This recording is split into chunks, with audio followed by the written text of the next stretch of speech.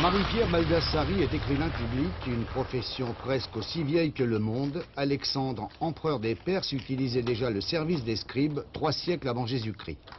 Une profession tombée dans l'oubli à l'aube du XXe siècle et qui, depuis les années 80, retrouve un second souffle. La profession compte actuellement 250 membres, tous répertoriés auprès de l'Académie des écrivains publics de France. L'écrivain public d'aujourd'hui n'a plus rien en commun avec ses prédécesseurs. L'ordinateur est son principal outil de travail et contrairement à l'idée reçue, il ne rédige pas le seul courrier des analphabètes.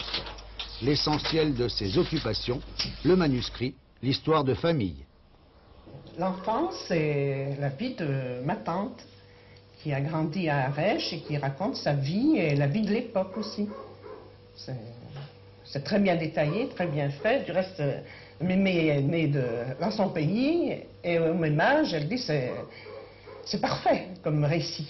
C'est l'histoire d'une famille qui est revenue dactylographiée correctement pour être à la portée de tout le monde.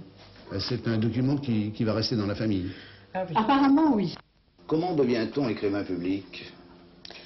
On devient écrivain public parce qu'on aime les mots et qu'on aime les mettre les uns derrière les autres.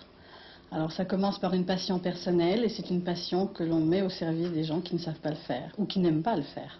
Est-ce que la lettre d'amour sévit encore? Elle sévit encore, oui, elle sévit encore. Vous avez un exemple à nous donner?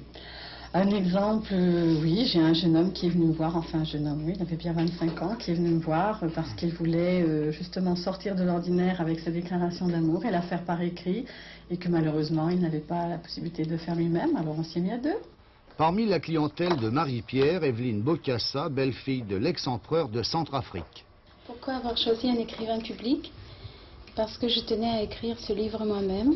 Et Marie-Pierre m'a beaucoup aidée jusqu'à présent, parce qu'il y a des moments qui sont difficiles à exprimer. Il me débaptisa de mon prénom et m'offrit de porter celui de Leïla. Bien qu'embarrassée et surtout peu convaincue de la nécessité de me convertir à l'islam, je le remerciais de l'attention qu'il